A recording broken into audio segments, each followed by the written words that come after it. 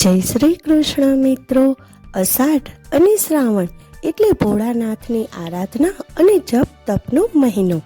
પરંતુ ભોળાનાથની સાથે સાથે દેવી પાર્વતીની આરાધના તો કેમ ભૂલાય? મનગમતો પતિ મેળવવા માટે દેવી પાર્વતીએ જે વ્રત કર્યું, જે વ્રત થકી માતા સીતાને રામજીની પ્રાપ્તિ થઈ, તે વ્રત આજે પણ યુવતીઓ એટલી જ શ્રદ્ધાપૂર્વક કરે છે. માતા પાર્વતીની સાથે શિવજીની પૂજા જ્યાં શિરમોર હોય તેવું વ્રત એટલે જયા પાર્વતીનું વ્રત. જ્યારે વડીલો છોકરીને કે સૌભાગ્યવતી સ્ત્રીને આશીર્વાદ આપવાના હોય ત્યારે કહેતા હોય છે કે સીતા પાર્વતીનું સૌભાગ્ય મળજો. સારા સૌભાગ્ય માટે જપ તપ વ્રત તો કરવા જ પડે. ગુજરાતમાં કુંવારિકાઓ સંસ્કારી પતિ મળે તે માટે તથા સૌભાગ્યવતી સ્ત્રીઓ પોતાના અખંડ સૌભાગ્ય માટે તથા ઉત્તમ સંતાનની પ્રાપ્તિ માટે જયા પાર્વતીનું વ્રત શ્રદ્ધાપૂર્વક કરે છે.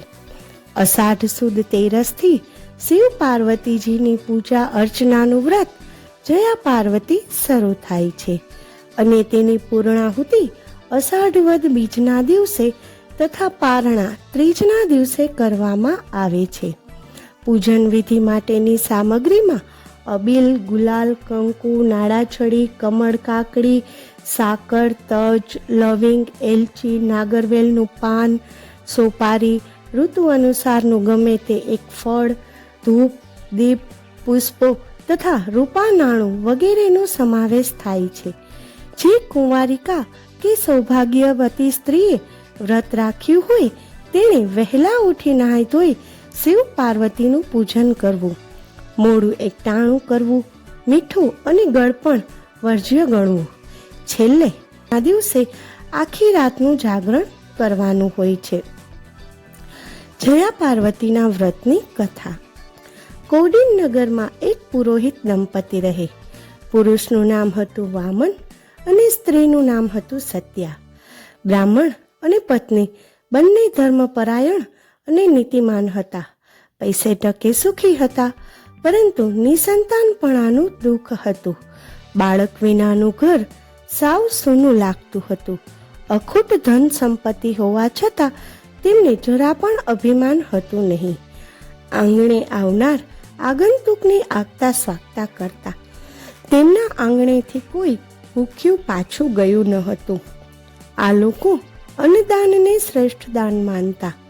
સત્યાનો ખોળો સાવ ખાલી હતો એ વાતનું દુઃખ તેમને સાલતું હતું. એક દિવસ વિચરણ કરતા કરતા દેવર્ષિ નારદ આ દંપતીને ત્યાં આવી ચડ્યા. પુરોહિત દંપતીએ નારદજીની પૂજા અતિથિ દેવો ભવ માનીને કરી. તેમનો ભાવપૂર્વક આદર સત્કાર કર્યો અને પ્રેમપૂર્વક ફળ ફળાદી અર્પણ કર્યા. નારદજીએ કુશળ સમાચાર પૂછ્યા એટલે વિપ્ર વામને કહ્યું, હે મહર્ષિ, અમને બીજી કોઈ આકાંક્ષા નથી. અમારે એકમાત્ર સંતાનની ખોટ છે, માટે અમારું વાંઝિયા મેણું મટાડો. નારદજી બોલ્યા, અહીંથી દક્ષિણ દિશા તરફ થોડે દૂર એક જંગલ છે. જંગલની વચ્ચે એક પુરાણું શિવાલય છે. તેમાં શિવ પાર્વતીની મૂર્તિઓ છે, પરંતુ આ મૂર્તિઓ ઘણા સમયથી અપૂજ છે. કોઈ મંદિરની સંભાળ લેતું નથી, તેમજ પૂજા પણ કરતું નથી. માટે તમે જો પૂજા કરશો તો તમારા મનોરથ જરૂર પૂર્ણ થશે. વળી એક અપૂજ શિવલિંગ પણ છે, એની પણ કોઈ પૂજા કરતું નથી. ત્યાં જઈ તમે શ્રદ્ધા ભાવપૂર્વક અને નિષ્ઠાપૂર્વક સેવા કરો. ભોળાનાથ સદાશિવ તમને જરૂર સંતાન આપશે. આટલું કહીને નારદજી તો વિદાય થયા.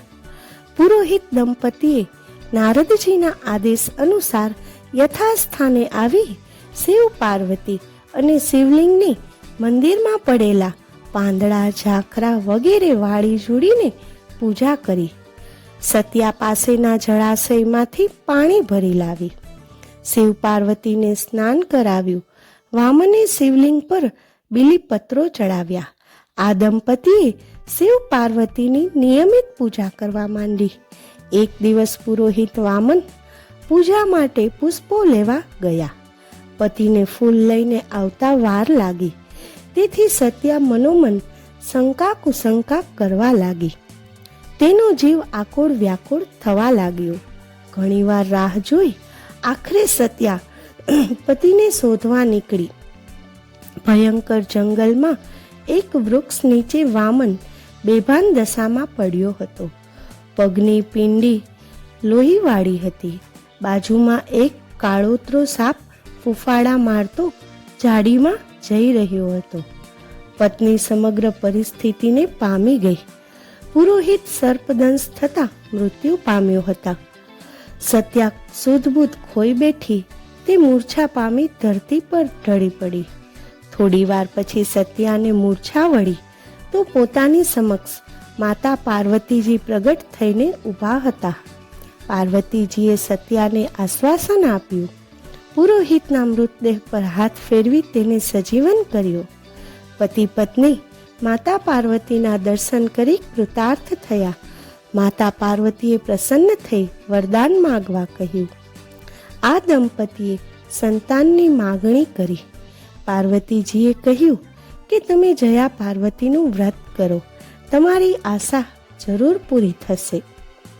સત્યાએ પાર્વતીજીને વ્રતની વિધિ પૂછી.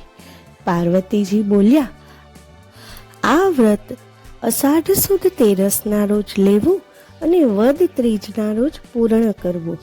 વ્રતધારીએ આ 5 દિવસ મીઠું તથા ગળપણ ખાવું નહીં અને એકટાણા કરવા.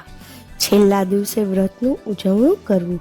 વ્રત ઉજવતી વખતે સૌભાગ્યવતી સ્ત્રીને તેના પતિ સહિત પોતાને ત્યાં જમવા આમંત્રણ આપવું અને પ્રેમપૂર્વક જમાડવા. સૌભાગ્યવતી સ્ત્રીને કંકુ, કાજળ, કાંસકી વગેરે સૌંદર્ય પ્રસાધનો દાનમાં આપવા. આ પ્રકારે વ્રત કરનારને અખંડ સૌભાગ્ય પ્રાપ્ત થાય છે અને તેને પતિનો વિયોગ કદી ભોગવવો પડતો નથી. સંતાન સુખ મળે છે. આટલું કહી પાર્વતીજી અંતર્ધ્યાન થઈ ગયા. આ પુરોહિત દંપતીએ જયા પાર્વતીનું વ્રત વિધિ વિધાન અનુસાર કર્યું. છેલ્લા દિવસે જાગરણ કરી ભજન કીર્તન કર્યા. અષાઢ વદ ત્રીજના દિવસે ઉત્થાપન કર્યું.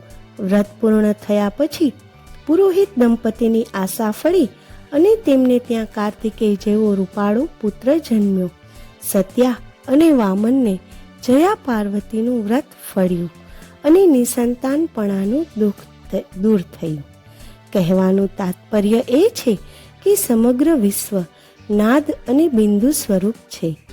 નાદ એ શિવ અને બિંદુ એ શક્તિ છે. એટલે સમગ્ર વિશ્વ શિવ અને શક્તિનું સ્વરૂપ છે. નાદરૂપ શિવજી જગતના પિતા છે અને બિંદુરૂપ પાર્વતીજી જગતની માતા છે. આદ્ય શક્તિ જગદંબા છે. આ બંનેનું સ્વરૂપ જ લિંગ કહેવાય છે.